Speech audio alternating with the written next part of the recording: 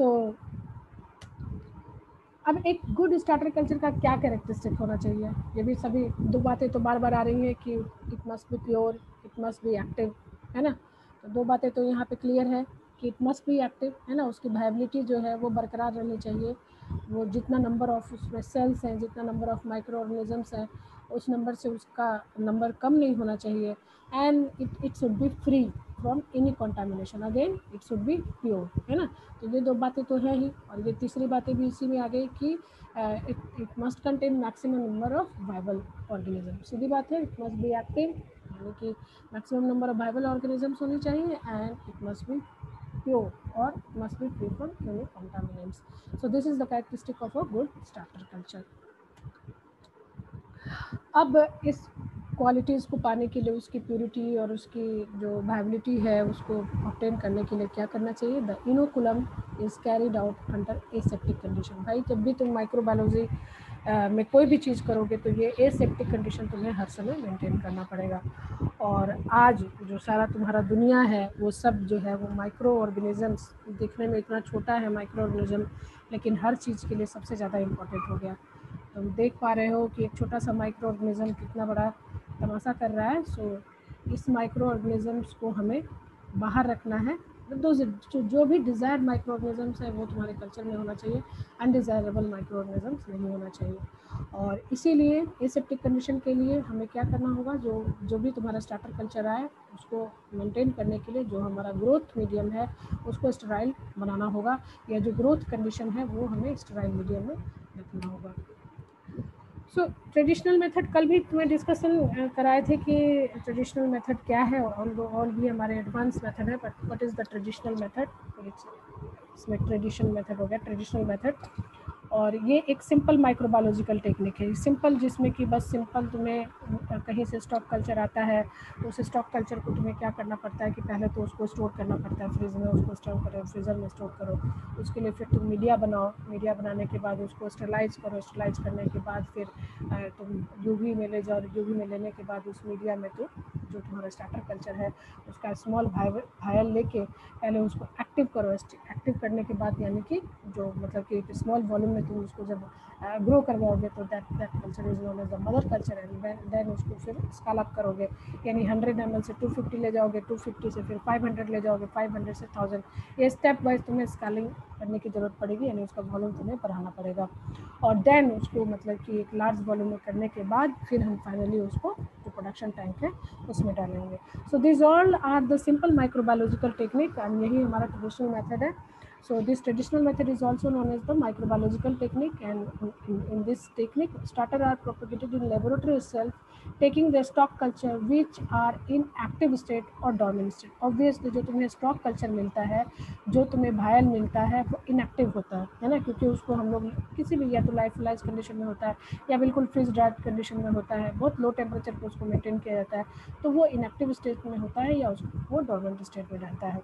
जो commercial manufacturer है वो स्टार्टर कल्चर को लाइफलाइज या फ्रीज ड्राइड, जिसका कि एडवांटेज डिसएडवांटेज प्रीवियस क्लास में तुम पढ़ चुके हो कि जो कमर्शियल मैन्युफैक्चरर है उसको लाइफलाइज या फ्रीज ड्राइड कंडीशन में लाते हैं या फ्रोजन और स्प्रे ड्राइड फॉर्म में लाते हैं। This culture cannot be added directly in the mill to initiate fermentation process because they are all in the adaptive flow।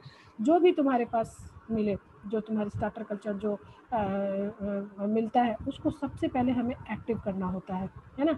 और एक्टिव करने के लिए उसको पहले हमें स्मॉल वॉल्यूम में पहले उसको ग्रो कराना पड़ता है, क्योंकि वो सारे जो भी चाहे वो किसी भी फॉर्म में हो, लाइफलाइज फॉर्म में हो या स्प्रे ड्राइड में हो, वो सारे जो है इनएक्टिव होंगे।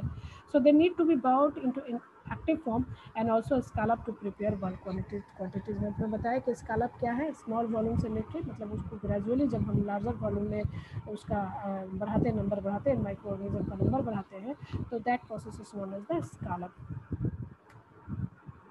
So these are the various commercially available stock culture। यहाँ से तुम स्टॉक कल्चर जो है वो तुम मंगा सकते हो। जैसे कि मैंने तुम्हें बताया कि हमारे जो मतलब कि मोस्टली जो इंडिया है वहाँ पे मतलब NDRI से मोस्टली जो कल्चर जो है वो मंगाए जाते हैं, राइट। अदर और भी है, ATCC है जो कि USA में अवेलेबल है, जैसे ICO है, ये तुम्हारा यूरोपियन कल्चर कलेक्शन ऑर्गेनाइजेशन है। NCFB है, ये भी तुम्हारा UK का एक एजेंसी है। और इसके अलावा कई educational colleges and cultural stock organisation, commercial manufacturer, जैसे कि से हैंसन लेबोरेटरीज़ का तुमने नाम सुना होगा, जो कि डेनमार्क में है, यहाँ से भी कई कल्चर मंगाए जाते हैं। विस्बी लेबोरेटरी है जो कि तुम्हारा डेनमार्क में है, यहाँ से भी कल्चर मंगाए जाते हैं।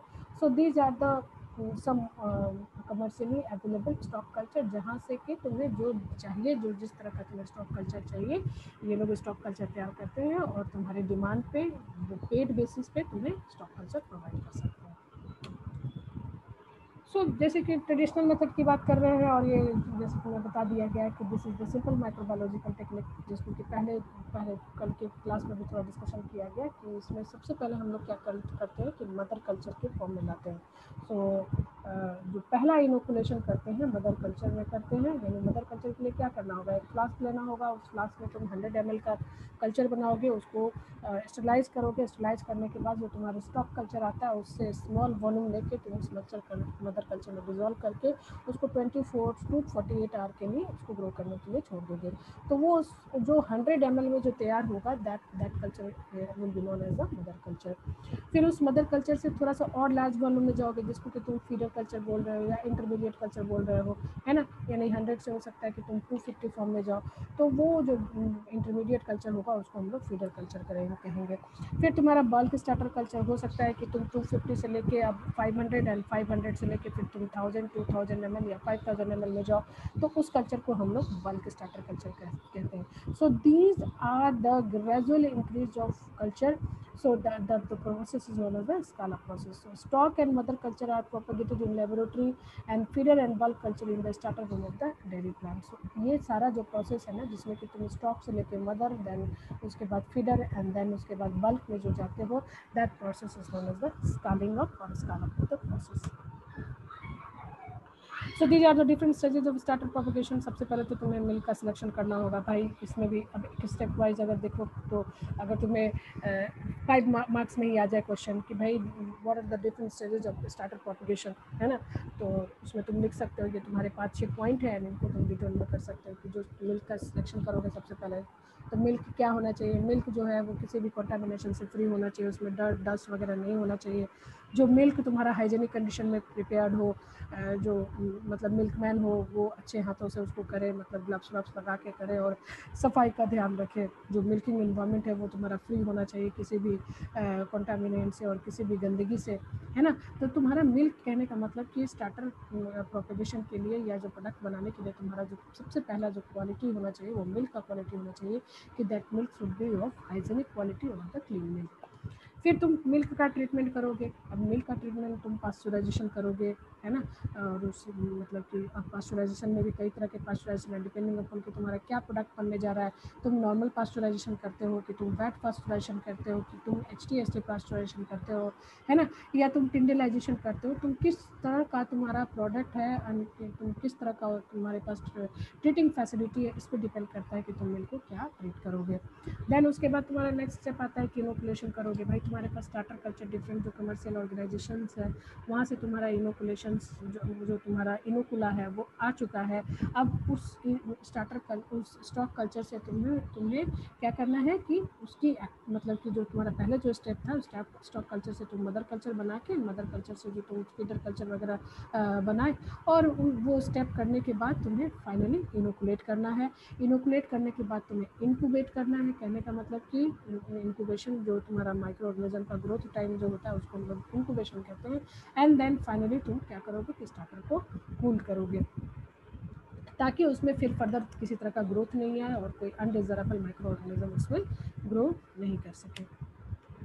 ये तुम्हें कल भी दिखाया गया कि हमारे पास 3 सिस्टम्स होता है, सिस्टम 1, सिस्टम 2 एंड सिस्टम 3, है ना। ये तो तुम लोग को याद हो गया होगा कि पहला जो सिस्टम है उसमें देखो तुम्हें एक स्टॉक कल्चर दिया गया है ना। अब इस स्टॉक कल्चर को सबसे पहले क्या किया गया कि मदर कल्चर बनाया गया। तुम इस तरह का भी बॉटल यूज़ कर सकते हो और इस तरह का फ्लास्क भी यूज़ कर सकते हो। ये बॉटल जो है वो आता है तुम्हारे लेबोरेटरी में भी आता है, और जब तुम प्लांट्स वगैरह में जाओगे तो तुम्हें इसी तरह का बॉटल जो है वो मिलेगा। फिर इससे थोड़ा सा बड़ा, है ना, ये देख रहे हो कि फ्लास्क भी इससे बड़ा है और ये बॉटल भी बड़ा है। तो जब तुम मदर कल्चर से लेके फिर तुम थोड़ा सा मतलब 10 ml या जो भी तुम्हारा 100 ml कुछ जब इसमें तुम ट्रांसफ़र करोगे फीडर और इंटरमीडिएट में, उसके बाद फाइनली तुम इसको बल्क में डालोगे। बल्क से डालने के बाद ये तुम्हारा प्रोडक्शन टैंक में है। एक तो ये सिस्टम है, और ये सिस्टम जो है वो मोस्टली लिक्विड कल्चर में फॉलो होता है ना। दूसरा सिस्टम है कि तुम्हारे पास ये इस तरह से लाइफ कंडीशन में आया, तुमने क्या किया कि पहले इसको एक्टिव किया, फीडर और इंटरमीडिएट स्टेज में डाला, और फिर डालने के बाद फिर बल्क में डाला, एंड बल्क के बाद तुम्हारा प्रोडक्शन सिस्टम में डाल दिया, या इस सिस्टम 2 को तुमने डायरेक्टली प्रोडक्शन सिस्टम में भी डाल दिया। ऑलरेडी इस बात का डिस्कशन हो चुका है कि जो लायोफिलाइज कंडीशन होता है, या जो तुम्हारा फ्रीज ड्राइज जो स्टार्टर होता है, उसको हम लोग डायरेक्टली प्रोडक्शन टैंक में भी डाल सकते हैं। उसमें इस तरह से मदर और फीडर वाला इंटरमीडिएट स्टेज जो है वो उसको नेग्लेक्ट भी किया जा सकता है, और इस तरह से जो ये तुम्हारा जो लायोफिलाइज जो सेल होता है वो जल्दी क्विक रिस्पॉन्स देता है, और ये ज़्यादा कमर्शियली डिमांडिंग भी है ना। लेकिन ये सिस्टम 1 में तुम तीनों सिस्टम यूज कर सकते हो। सिस्टम 1 में तुम लिक्विड भी यूज कर सकते हो, पाउडर फॉर्म भी यूज कर सकते हो, और लायोफिलाइज स्टेज भी यूज कर सकते हो। तो ये ऑलरेडी ये तुम्हारा ट्रेडिशनल मेथड का कल ये फोटो दिखाया जा चुका है। अब जैसे मैंने तुम्हें बताया कि और जो हर स्टेप का अगर उसको थोड़ा एक्सप्लोर कर दो कि भाई मिल्क हमारा कैसा होना चाहिए, तो मिल्क जो है वो तुम्हारा फर्स्ट ग्रेड क्वालिटी का होना चाहिए, वो मेस्टाइटिस मिल्क नहीं होना चाहिए, या कोलेस्ट्रॉल मिल्क नहीं होना चाहिए, लेट लैक्टेशन मिल्क को तुम्हें यूज़ नहीं करना चाहिए, किसी भी एंटीबायोटिक रेजिड्यू से फ्री होना चाहिए। बैक्टीरियोफाज जो कि सबसे बड़ा दुश्मन है तुम्हारा स्टार्टर कल्चर का, वो मिल्क जो है वो तुम्हारा बैक्टीरियोफाज से फ्री होना चाहिए। मिल्क में किसी तरह का रेजिड्यू, डिटर्जेंट और सैनिटाइजर नहीं होना चाहिए, उसमें बैक्टीरियल लोड कम होना चाहिए, मिल्क का SNF वैल्यू जो है वो हाई होना चाहिए, and milk should have clean flavour and order, है ना। ये इस तरह का तुम्हारा मिल्क होना चाहिए। मिल्क में क्या करना है, आप ट्रीटमेंट ऑफ मिल्क का क्या करना है कि हमें उसमें किसी तरह का inactive micro organisms, harmful micro organisms नहीं होने चाहिए, एंड वो that milk should be free from any bacteriophage in milk, है ना। तो इसके लिए हम क्या करते हैं उसमें, ऐसे तो मिल्क में कई तरह की जर्मिसाइडल प्रॉपर्टीज़ होती है, कई तरह के उसमें एंटी माइक्रोबियल सिस्टम होते हैं, जैसे immunoglobulin, LP system, lactoferrin and lysozyme, ये सारे जो हैं वो तुम्हारे नेचुरल सिस्टम होते हैं, जो कि जो भी फॉरेन मटेरियल होता है उसको वो किल करने की कैपेसिटी रखती है ना। और या हम क्या कर सकते हैं कि जो मिल्क का जो ऑक्सीडेशन रिडक्शन पोटेंशियल है वो हम घटा सकते हैं। मिल्क में जो भी तुम्हारा डिजॉल्व ऑक्सीजन है उसको हम किसी मशीन के थ्रू उसको निकाल के, और उसमें डिजॉल्व उसके ऑक्सीडेशन रिडक्शन पोटेंशियल को हम लोग कम कर सकते हैं, जिससे किसी तरह का उसमें एरोबिक माइक्रो ऑर्गेनिज्म का ग्रोथ नहीं हो सके। To denature the protein to make available which is small concentration active, या उसके हम लोग प्रोटीन को भी हम लोग कुछ मतलब कि डीनेचर कर सकते हैं, स्मॉल अमाउंट ऑफ प्रोटीन को हम लोग डीनेचर कर सकते हैं, जिससे कि ये जो है वो स्टार्टर कल्चर की ग्रोथ में मतलब कि मदद कर सकता है। To improve the viscosity of finished culture due to denaturation of whey protein by improving their water retention properties to minimize whey, या हम लोग उसकी जो मिल्क है उसको बहुत मतलब नॉर्मल जब तुम दही जमाते हो तो क्या करते हो, ये सब तो टेक्निकल लैंग्वेज है। नॉर्मल जब दही जमाते हो तो क्या करते हो, मिल्क को हम लोग खूब अच्छे से गर्म करते हैं, है ना, जिससे कि उसका मैक्सिमम पानी जो है वो उड़ जाए और एकदम वो अच्छे से थिक हो जाए, है ना। उसके बाद हम लोग एक डिज़ायर टेम्परेचर आता है उसमें हम लोग तो घर में भी हम लोग वही करते हैं बेसिकली, हम लोग गर्म करके क्या करते हैं, जो भी उसमें माइक्रो ऑर्गेनिजम्स हैं या बैक्टीरियोफाज है उसको हम लोग किल करने की कोशिश करते हैं, है ना। और ज़्यादा देर तक उसको थोड़ा सा हम लोग इसलिए कम टेम्परेचर पे उसको इसलिए गर्म करते हैं ताकि उसका जितना वाटर वगैरह है वो उड़ जाए, और जो मिल्क का जो सॉलिड पार्ट है वो ज़्यादा रह जाए, जिससे कि टेक्सचर एंड जो भी उसका टेस्ट है वो अच्छे से आए। तो यही सारा प्रोसेस जो है वो तुम्हारा इंडस्ट्रियल में होता है। अब हीट ट्रीटमेंट मैंने तुम्हें बताया कि हीट ट्रीटमेंट में डिपेंड करेगा कि तुम्हारा किस तरह का प्रोडक्ट है। नॉर्मली जो मिल्क को 90 डिग्री सेंटीग्रेड पे 1 घंटा के लिए गर्म किया जाता है, या उसको स्टीम किया जाता है 30 मिनट के लिए, या अगर तुम्हारे पास ऑटोक्लेव की सुविधा है तो हम उसमें ऑब्वियसली ऑटोक्लेव का टेम्परेचर तुम्हें अच्छी तरह से पता है कि 121 डिग्री सेंटीग्रेड होता है, एंड हम लोग 15 मिनट तक ऑटोक्लेव को यूज़ करते हैं, तो मिल्क को कर सकते हैं। या तुम जो अगर तुम्हारा रिकन्सिस्टेंट मिल्क है तो उसको तुम लोग टिंडलाइजेशन कर सकते हो। टिंडलाइजेशन का जो बेनिफिशियल इफेक्ट है वो ऑलरेडी बताया जा चुका है कि जब हम लोग पास्चराइजेशन करते हैं तो बेसिकली जो वेजिटेटिव सेल है वो किल होता है, बट इंडोस्पोरिक सेल जो है वो रह जाता है। तो इंडोस्पोरिक सेल को किल करने के लिए हम लोग टिंडलाइजेशन प्रोसेस करते हैं, और tyndallization is nothing, it is intermediate heating, है ना। थोड़ी देर हीट करो फिर उसको ठंडा करो, तो जब जो भी तुम्हारा इंडोस्पोर है वो ये एक्टिव हो जाएगा, फिर उसको ठंडा करने के बाद फिर उसको एक सर्टेन टाइम के बाद उसको फिर हीट कर दो जिससे कि सारा उसका एंडोस्पोर मर जाए। फिर एक सर्टेन उसको नॉर्मल टेम्परेचर पर छोड़ दो, यानी कि जब उसका बचा खुचा जो भी तुम्हारा एंडोस्पोर एक्टिव हो जाए तो फिर थर्ड टाइम जब तुम उसको हीट करो तो वो सारा एंडोस्पोर जो है वो किल हो जाए। क्योंकि ये जो एंडोस्पोर है ये मिल्क में प्रॉब्लम कर सकता है, और तो तुम्हारा वेजिटेटिव सेल तो किल हो चुका, बट सम टाइम ये जो एंडोस्पोरिक सेल है वो तुम्हारे मिल्क को स्पॉइल कर सकता है। So tyndallization is the other better option for treatment of milk और स्टरलाइजेशन ऑफ मिल्क। ये चीज़ बताए कि कैसे हम टिंडरलाइजेशन करते हैं, तो ये उसमें तो पढ़ लेना है, इसको ऑलरेडी कई बार डिस्कस कर चुका है कि फर्स्ट डे क्या करते हैं, ऑटोक्लेव करते हो, फिर स्पोर जर्मिनेशन को चेक करते हो। स्पोर जर्मिनेशन को कैसे चेक करोगे, अगर तुम्हारा स्पोर जर्मिनेट करेगा तो तुम्हारा मिल्क जो है वो कडल हो जाएगा, तो तुम समझ जाओ कि तुम्हारा मिल्क में एंडोस्पोर है, क्योंकि तुमने मिल्क को ऑटोक्लेव किया है, और ऑटोक्लेविंग के बाद जब तुम उसको ठंडा करते हो तो तुम्हारा मिल्क जो है वो कडल हो जाता है। इससे ये दिखाता है कि उसमें स्पोर जो है वो एक्टिव है। तो क्या करोगे भाई, जब मिल्क कडल कर गया तो तुम उसको डिस्कार्ड करो, है ना। अब क्या करो कि क्योंकि तुम क्या करोगे ना कि मिल्क को डिफरेंट मतलब कि इसमें बांट दोगे, मतलब 4-5 पार्ट में उसको बांट दोगे, है ना। मान लीजिए कि एक पार्ट में तुम्हारा ये कडलिंग ऑफ मिल्क आ गया, तो वो एक पार्ट तुम फेंक दोगे, 4 पार्ट तुम्हारा फिर भी रह जाएगा। फिर सेकेंड डे तुम एग्जामिन करो कि भाई 4 पार्ट जो तुम्हारा 4 मटके में जो तुमने मिल्क रखा है उसमें भी क्या किसी तरह का कडलिंग हुआ है, जिसमें भी कडलिंग होगा उसको तुम्हें डिस्कार्ड करना होगा, है ना। अब उसके बाद फिर क्या करोगे कि फिर तुम मिल्क को जो भी तुम्हारा बचा कुचा जो मिल्क रहेगा, मान लीजिए 4 में से तुमने 2 हटा दिया, 3 तुम्हारा बच गया, फिर उसको हीट करके फिर उसको ठंडा करके छोड़ोगे। तुम नेक्स्ट फिर एग्जामिन करोगे कि भाई फिर कोई कडलिंग हुई क्या, तो देखोगे कि भाई कडलिंग जो है वो नहीं हुई है या हुई है, तो जिसमें हुई है उसको हटा दो, जो बचेगा तुम्हारा 2 अगेन बच जाएगा, उसको ले आओ। अब लास्ट में तुम्हारे पास जो मिल्क रह जाएगा जिसमें कि किसी तरह का कर्डलिंग नहीं है, इसका मतलब है कि यही तुम्हारा मिल्क जो है वो परफेक्ट है, और यही मिल्क तुम्हारा फर्दर तुम्हारा मतलब कि उसमें स्टार्टर इनोकुलेशन के लिए वही मिल्क जो है वो रेडी है। सो इस तरह तुम टेंडराइजेशन जो है वो चाहो तो घर में भी कर सकते हो। बता दिया कि फाइनल जब तुम्हारा फाइनली जो रह जाएगा जो मिल्क जो जिसमें कि कडलिंग नहीं होगा, इसमें तुम्हें इनोकुलेशन करना है, और इनोकुलेशन ऑब्वियसली तुम लेमिनार चेंबर में करोगे। और तुम्हारे पास 2 तरह का स्टार्टर होता है, एक मेजोफिलिक स्टार्टर कल्चर होता है, एक थर्मोफिलिक स्टार्टर कल्चर होता है। जो मेजोफिलिक स्टार्टर कल्चर है उसके लिए तुम्हें मिल्क का टेम्परेचर जो होगा 20 से 25 डिग्री सेंटीग्रेड तक होगा, और उसमें इनोकुलेशन करने के बाद तुम्हें 12 से 14 घंटे तक उसको छोड़ना पड़ेगा।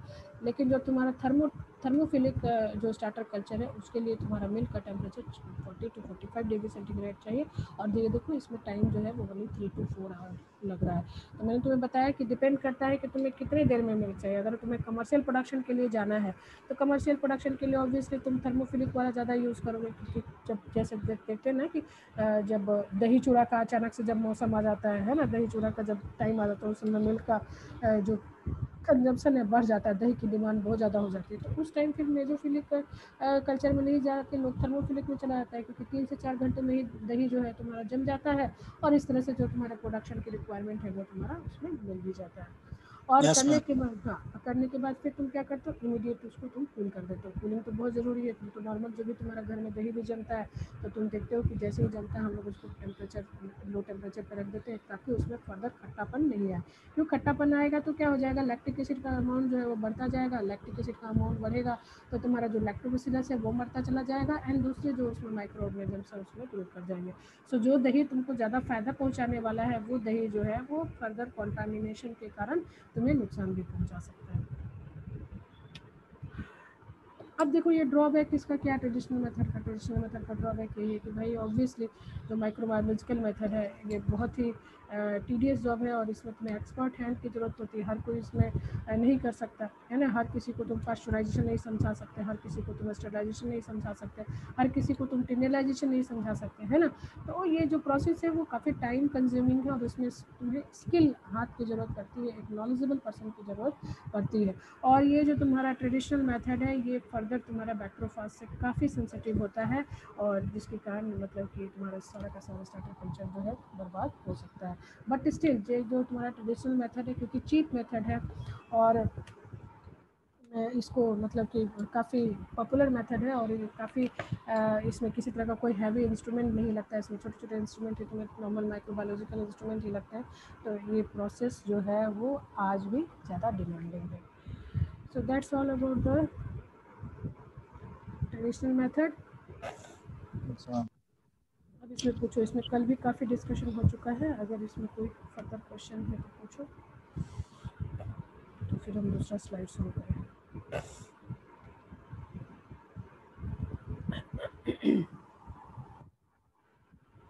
इसमें कुछ पूछना है? No ma'am.